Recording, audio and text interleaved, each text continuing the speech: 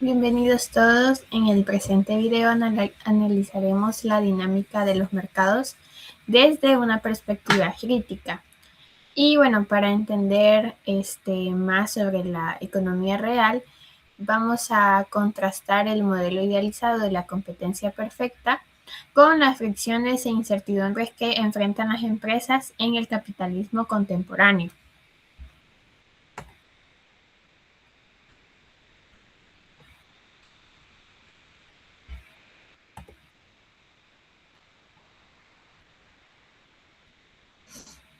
Nuestra hoja de ruta abordará tres ejes lógicos. El primero sería los supuestos teóricos del equilibrio, luego los factores reales que impiden la maximización de ganancias y tercero, cómo la ganancia actúa como el verdadero motor de las variables agregadas al sistema.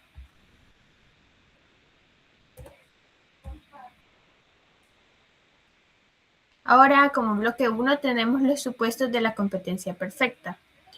Bueno, comenzaremos con el paradigma convencional. Este constructo teórico es el que fundamenta en 6 supuestos restrictivos que buscan garantizar la eficiencia asignativa en el equilibrio general. Como primer punto tenemos la atomicidad del mercado y el comportamiento precio aceptante. En primer lugar, el modelo asume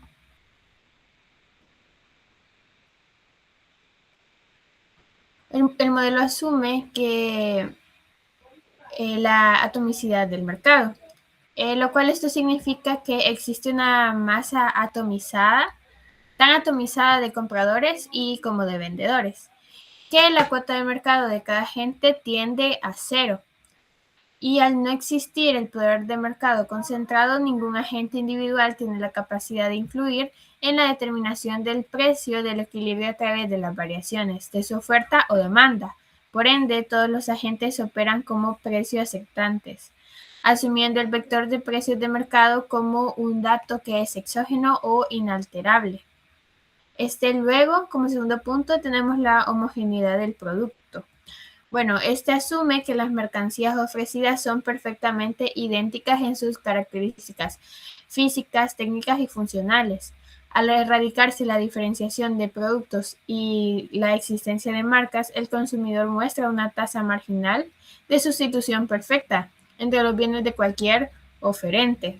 Bajo este enfoque, cualquier ventaja competitiva es estrictamente transitoria, ya que el mercado la absorbe de forma inmediata. Luego tenemos la libre entrada y salida del mercado. Bueno, en no existen impedimentos de índole legal, tecnológica, regulatoria o financiera que restrinja el acceso de nuevas firmas al sector.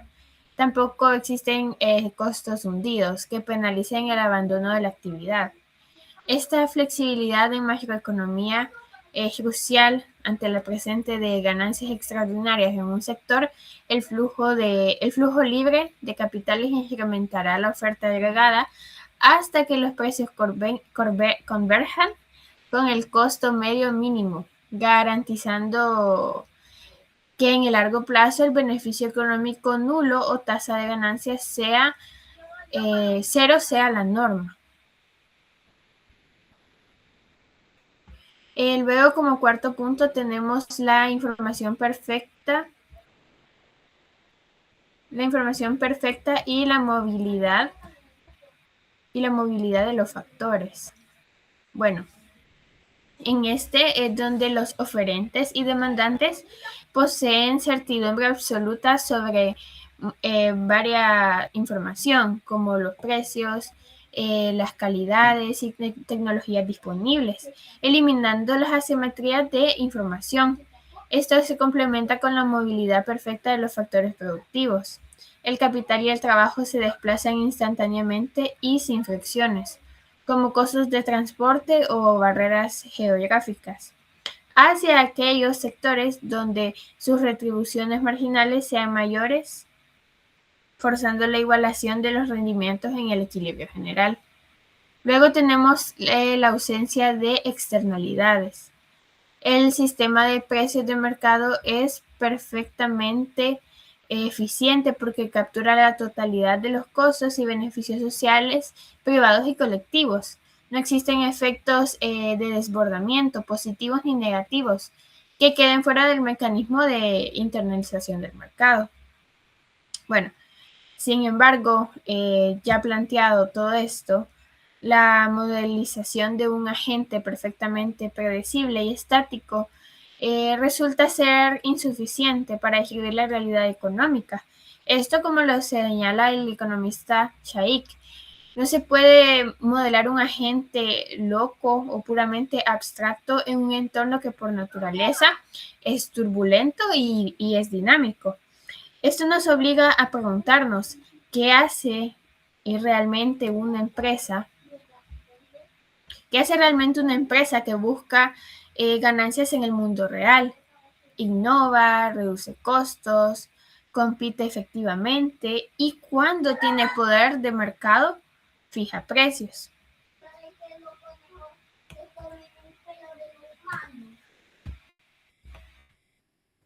Y esto nos lleva al núcleo de la crítica macroeconómica heterodoxa: la imposibilidad de la maximización de ganancias como un algoritmo matemático calculable.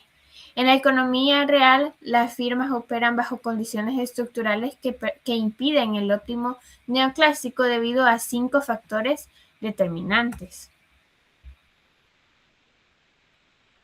Como primero de ellas tenemos la información incompleta y asimétrica.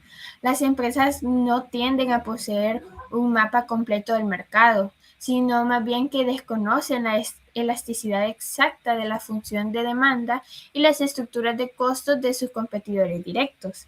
Sus decisiones se ejecutan sobre la base de información parcial, heurísticas y datos rezagados, aunque un micronegocio puede estimar su demanda local de manera intuitiva. A nivel macroeconómico, la opacidad informativa es la regla. Luego también tenemos la incertidumbre radical. Siguiendo con los planteamientos de Keynes, el empresario no se enfrenta al riesgo calculable mediante distribuciones de probabilidad probabilística, sino a la incertidumbre radical. El futuro macroeconómico es intrínsecamente ontológico o incalculable. Impera una ignorancia genuina sobre los eventos macroeconómicos venideros, los shocks de ofertas o las crisis financieras. Luego también tenemos un entorno macroeconómico cambiante. Las trayectorias tecnológicas, las preferencias de los consumidores, los marcos regulatorios, las estrategias de la competencia mutan continuamente. El entorno es dinámico, lo que representa una asignación óptima de recursos ayer. Pueden transformarse en una estrategia ruinosa mañana debido a la obsolescencia destructiva. Luego tenemos el conflicto intercapitalista. Las decisiones de una firma no ocurren en el vacío.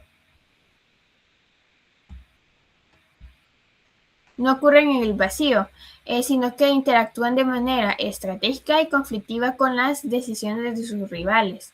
Las respuestas estratégicas son interdependientes y la existencia de información privilegiada genera asimetrías que benefician a ciertos sectores concentrados en detrimento de otros. Y por último tenemos el conflicto intraempresa, que son las relaciones laborales. Desde una perspectiva de economía política, el proceso de trabajo es un terreno de disputa y conflicto destructivo entre clases, trabajadores y empresarios.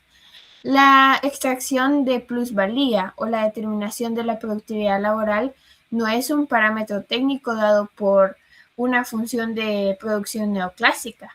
Depende del poder relativo de negociación, de los niveles de sindicación y de la lucha cotidiana en el taller. Por lo tanto, la conclusión científica es contundente. La empresa real opera bajo un estado permanente de competencia conflictiva e incertidumbre radical.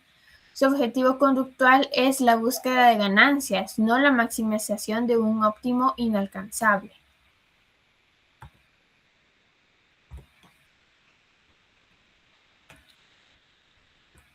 Luego, como tercer punto, tenemos que en la macroeconomía real, la ganancia es el centro de gravedad del sistema y la variable que determina la dinámica macroeconómica global a través de 6 canales de transmisión fundamentales. Tenemos como primer punto la dinámica de precios y el capital regulador. A diferencia de la teoría precio-aceptante, los precios en la economía real están determinados por el capital regulador. El regulador es aquella empresa que opera con el costo unitario más bajo dentro de una rama industrial. Esa es la estructura de costos a la que se deben aceptar las demás firmas si desean sobrevivir. Así, el precio de producción regulador se define formalmente como el costo unitario del capital regulador más la tasa de ganancia media que emerge de la competencia intersectorial. Luego tenemos la inversión y la acumulación de capital en el largo plazo. Tenemos que a nivel macroeconómico el determinante de inversión en capital fijo no es la simple tasa de interés, sino la tasa de ganancia neta expresada matemáticamente como el diferencial entre la tasa de ganancia y lo que es la tasa de interés, donde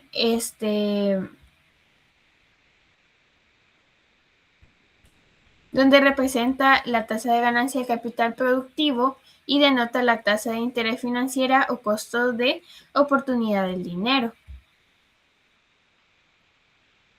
Solo cuando la tasa de rentabilidad real supera el costo de capital, existe un incentivo macroeconómico sostenido con la formación bruta de capital fijo y la ampliación de la capacidad productiva agregada. Luego tenemos el cambio tecnológico. La innovación no es un shock exógeno, es una respuesta endógena del sistema. Las empresas invierten para reducir sus costos unitarios y capturar una tasa de ganancia extraordinaria, situándose por encima de la tasa reguladora. Esta apropiación temporal de rentas tecnológicas es, en última instancia, el verdadero motor del progreso técnico macroeconómico. Luego tenemos el nivel de producción en el corto plazo. En el corto plazo, las expectativas de ganancias de los empresarios determinan el grado de utilización de la capacidad instalada y el volumen de producción agregado. Aunque estas expectativas están sujetas a error y pueden no cumplirse, rige un principio de viabilidad económica. Solo se activa la producción si el precio del mercado esperado cubre los costos variables y fijos más una tasa de ganancia normal estimada. Luego tenemos la conexión con las tasas de interés financieras. Desde la perspectiva macrofinanciera, existe una tendencia a la igualación de las tasas de rentabilidad entre el sector productivo y el sector bancario. El sector financiero no opera aislado, se ve obligado a calibrar y modificar la tasa de interés activa y pasiva para alinearse con la tasa de ganancia general de la economía real. En un proceso donde algunas entidades logran el arbitraje y otras fracasan con el intento. Y por último tenemos salarios y distribución del ingreso. Finalmente, la acumulación de ganancias condiciona de manera directa el salario real de la fuerza de trabajo y la distribución del ingreso nacional es el resultado de una disputa macroeconómica con el reparto del excedente productivo. En este conflicto destructivo, debido a la propiedad de los medios de producción y el control del proceso de acumulación, el capital ejerce estructuralmente una posición dominante sobre el trabajo.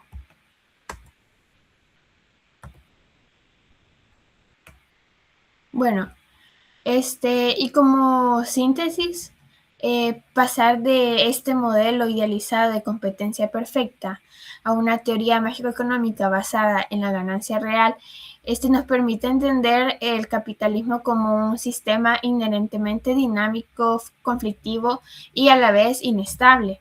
Los supuestos de información perfecta y el beneficio nulo de largo plazo quedan relegados ante la realidad de la incertidumbre radical, el cambio técnico endógeno y la lucha distributiva.